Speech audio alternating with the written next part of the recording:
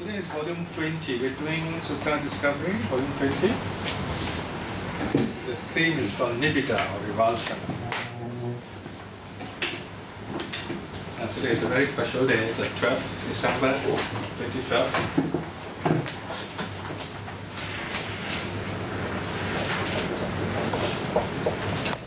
It's a joke in the newspaper which says it's good idea to get married.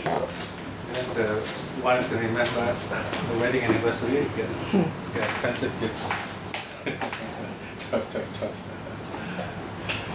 Okay, comes once in a rare time, huh?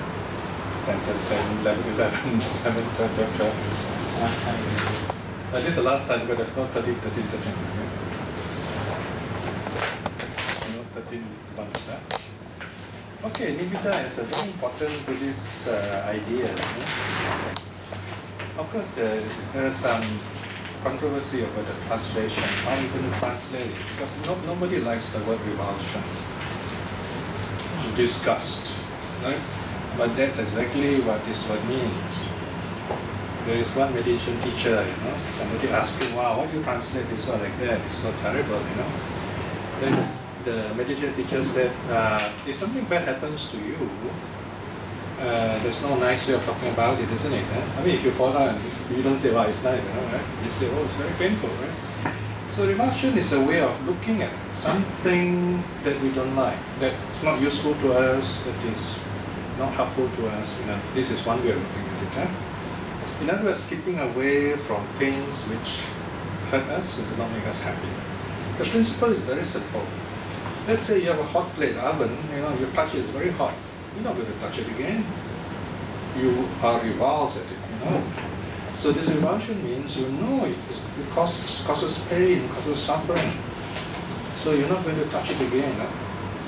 I mean, even a foolish person won't do it. It must be a mad person who does that. So this kind of teaching is very important for us because, for example, a lot of people come here with all kinds of problems, and then they come for help. All kinds of religions, not just Buddhist. And one of the problems is gambling. People get caught up with gambling. You go first time, they get a bit of money or they lose a bit of money, they think it's okay, and they keep on doing it. And then they lose a lot of money, they start borrowing, and they don't realize the danger, right? So this is another meaning here, like the danger, you got to watch out, not to get caught up again. Right? So the Buddha says we keep fooling ourselves, we keep getting ourselves into a lot of trouble because we don't see this aspect of danger in some of the foolish things that we do.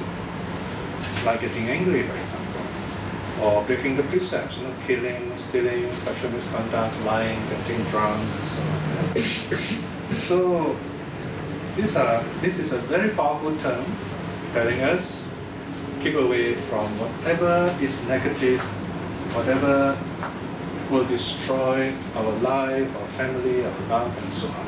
That's the meaning. And you find this word being used very common throughout the Buddhist teachings. So sometimes the Buddha himself will use similar such words. For example, page 3, the Buddha, for example, the Buddha will say some things that he won't do. So something is very foolish. And he used the word atiyati, harayati, diguchati. It's on page 3, section 2.3. Now, atiyati here means to feel trouble and distress. The Buddha says, I feel trouble and distress if someone does bad. Harayati, feel ashamed. In other words, you just don't feel like doing it. Well, because say, jiguchati, to avoid, to detest, to dislike, in a sense like something so bad you just don't have anything to do with it. Now from this kind of sentences we know that the Buddha does have feelings, that the saints does have feelings. I mean, we cannot imagine the Buddha has no feeling. But his feeling is it's a very special kind of feeling. It's not like the way we feel, but meaning that when we feel, we really get involved in the sense that we might get very upset if someone doesn't respond in a certain way, or we get fooled, when someone is very nice to us. The first time we put up this my talk on YouTube some time back, we first time, we received a very interesting email. We don't know who this person is. The name is not familiar at all, some foreign name. And in this email, write the nicest thing you want to hear. This email says, wow, your talk is really wonderful. If only other people can talk like this. What is people, other people all talk nonsense. This talk is really wonderful. And it just reminds me of, there is this website, which is similar talks. I told myself, it's amazing, this person is telling you exactly what you want to hear, but the real line is, there is this website that you should go to, So all that they want is you click the website. And then, I don't know what happened, So I just forget about it, delete the kind of email you have to delete. So you have to be very careful nowadays, because this is a really open world. Internet, and all this Facebook and whatever. It can be a very useful tool, and yet also very dangerous tool. So you must be really wise.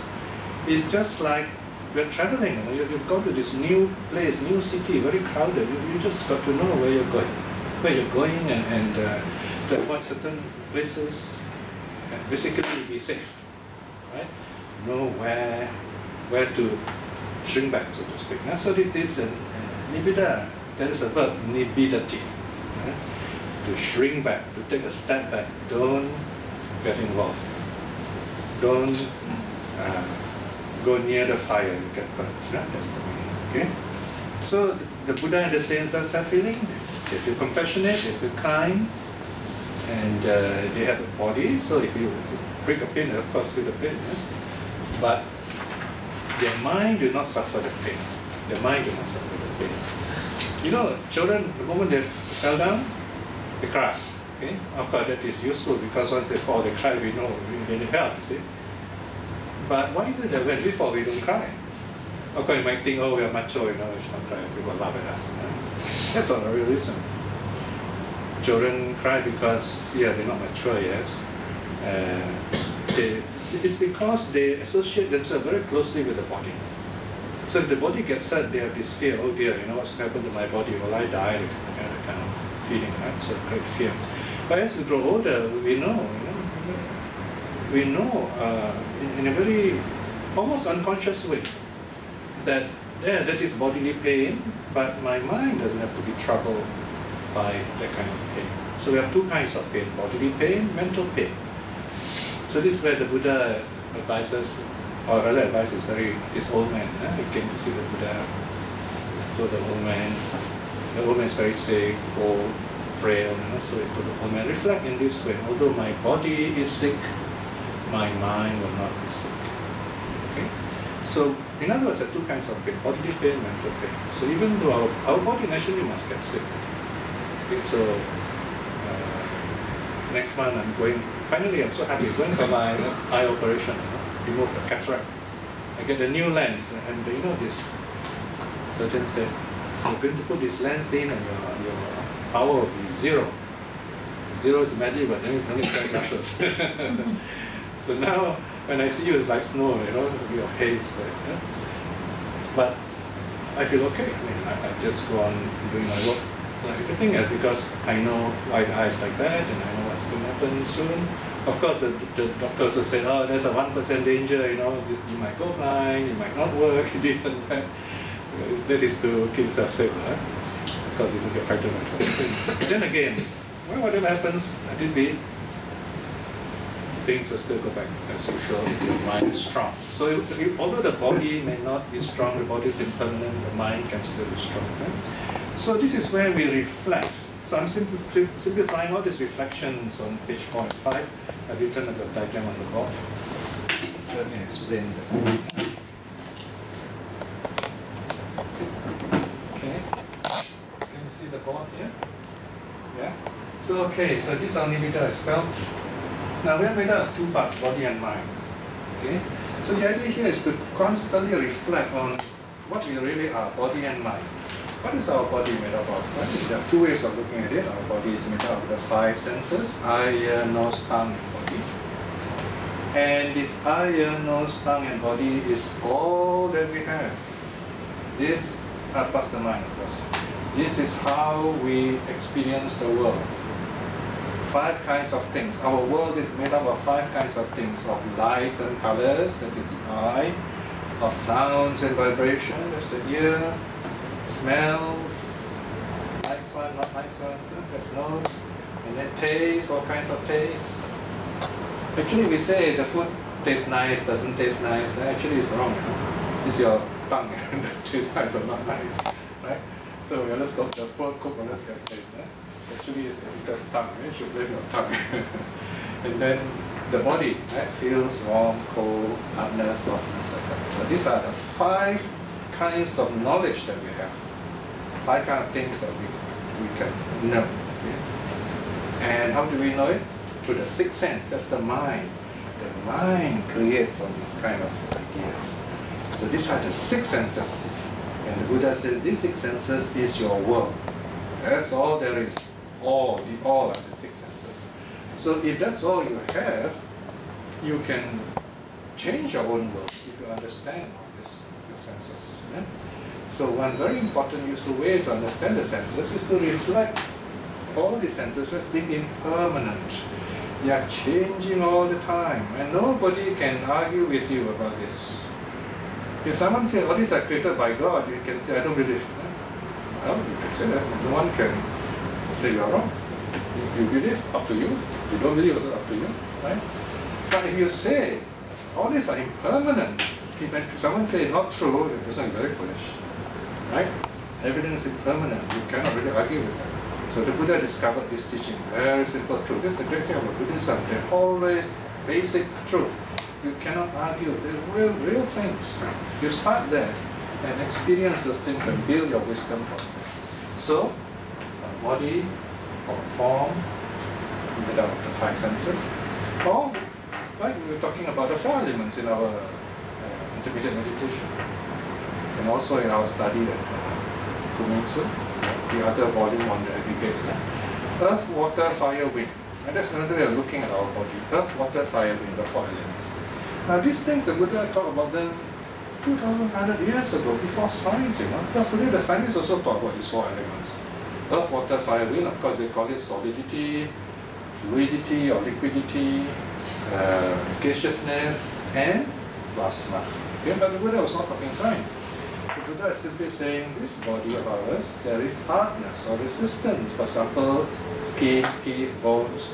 And that hardness inside us and the hardness outside us is the same thing, solidity. For example, you eat solid food. You eat from outside, it goes into your body and then it gets digested, it becomes you. And then you go to the toilet, you give back something.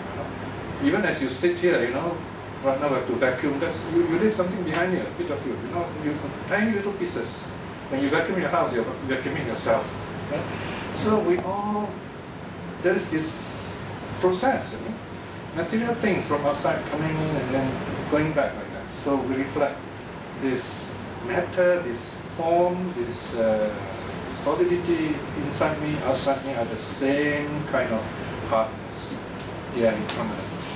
Same thing, water. We drink water, and the water gets absorbed, and our body is mostly water, liquid. And then what we call heat. Heat comes in, heat goes out. I mean, the aircon is still cold. We use heat. Now the aircon and the gas feel comfortable, right? So heat and cold, there's this exchange, heat transfer. And the last one is the easiest to understand. Wind, breathe in. And the wind goes into our lungs, and then we breathe out air. So we and the 4 elements around us are the same, impermanent, changing all the time, right? So impermanent. Now our mind made up of feeling, perception, formation, consciousness, right? Because we have a body, we can feel. Nice feeling, painful feeling, neutral feeling. And how do we recognize whether something is nice or not nice? Through perception. Perception means you remember something in the past and you connect with something in the present. For example, if you met someone and then this person reminds you of someone you know very nice long ago, and you feel you can connect with this person. But you see this person and then you remind you of someone you don't like in the past, you don't like this person, right? So it's perception. And then you decide, you get angry or you want some more desire, whatever, or you don't care. So that's formation. This is karma. Karma is form. This is put very simply. All this happened because there is consciousness. Consciousness here refers to the action of our five senses and the mind. It's very basic awareness. Okay? So all these things are impermanent. And if we try to, think any of these things are permanent, it's very silly, very foolish, the Buddha says. And we have to understand how they work. So if we allow negative ideas to go in, then of course all this whole system will become negative also. So we have to let go of the negative aspects. When there's any word or term you're not sure, any time, put up your hands, ask me.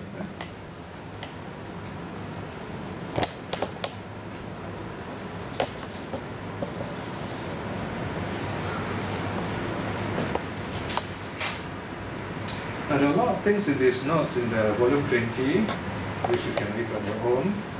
So here I'm just giving you some key ideas so that you begin to have a good introduction, and then that will interest you to read all these things. Now let's look at a passage here where the Buddha talks a bit about the topic of Nibbida. Now look at page 9. Indriya Bhavana Sutta 3.4.1. Now here the Buddha is telling Ananda, he says, and how Ananda is one, the learner on the path. This learner on the path, it means someone who's going to become enlightened, okay, a saint. Here Ananda, when a monk, you can think is as a meditator. Sees a form with the eye, okay? That means the eye sees a shape, a form, somebody or something. In him, the agreeable arises, the disagreeable arises, both the agreeable and disagreeable or the neutral arises. So, the Buddha said, okay, take something you see. Whenever you see something, it can be someone, something, a movie, whatever, this is really seeing something, maybe a landscape, maybe a nice city or maybe a slum area, like that. You see something, it can be agreeable, very nice, or disagreeable, something you don't like, or you don't care about it. Right? So now here, in the case of, like for us, we are always choosing, like, don't like, and so on, right? But in the case of the saint, whatever he sees, the word here is troubled, ashamed, revulsed. By the agreeable, that has a reason. By the disagreeable, that has a reason. By the agreeable and disagreeable, that has a reason. So whether it is nice, painful, ugly, or neutral, he is very careful. He just look like that. He is not going to get involved. Okay? You may think, say, wow, this is a deep idea. It's not a very deep idea, actually. If you are a professional, whether you are a specialist doctor or you're a professional manager or you're a big boss up there, you must have this professional mind. This is something we're looking at it, this is the modern way. A professional mind. For example, a doctor, a doctor has to look at a patient. Okay? Let's say today I went to see a doctor and check my eye. He doesn't look at my eye and say, oh, what nice eye. Or he doesn't look at my eye and say, oh my goodness, what an ugly eye. This man sitting beside me, his eye was really, very red, and so I was so frightened I look at it. So I'm not awakened, unfortunately, or frightened by it. Or he doesn't ignore it like as if I'm not there. When you look at it, he will, first of all, he says he got to distance himself. Right? So in a way, this Nibbida also means to distance yourself. Only by distancing yourself a certain distance, you can understand things clearly. So how do we apply this to people close to us? I'm not too theoretical, not very helpful. Let's say, how do we apply it to people who are close to us? Sometimes we like to hear something nice from people in our family, our loved ones. If someone says something wrong, we get upset. It is very common, especially we live so close in our family. So my two kids are teenagers now, so they say a lot of things. They're not learning to answer me, and so now I get very upset. Yeah, thinking about it, I said, my daughter's a teenager, also same. So I try to, not answer them. just agree with them this time. When you agree with them, they're very happy, you know. See, because teenagers, they're worried that you prove them wrong. You see, because they are learning to be, they are the in-between state, you know. Antara bawah. They are still boys, they are going to be men, you know, so halfway.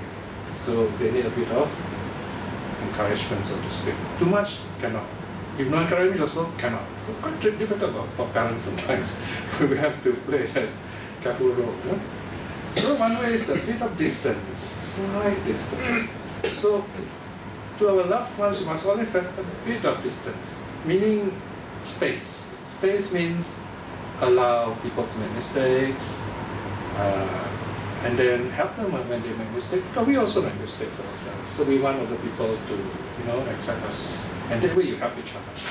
So once we are close to each other, our duty is to help each other, so that we make less mistakes, and if we do make mistakes, we help each other. Okay? So of course we don't like to make mistakes. This idea of, you know, standing back and saying, no, of course I don't like to make mistakes. So the idea of not wanting to make mistakes is a very important idea. And we've got to help those we love also in the same way. So this is one very simple way of applying Nibbida in our daily lives, as lay people, as family people, as married people, as parents. Yeah?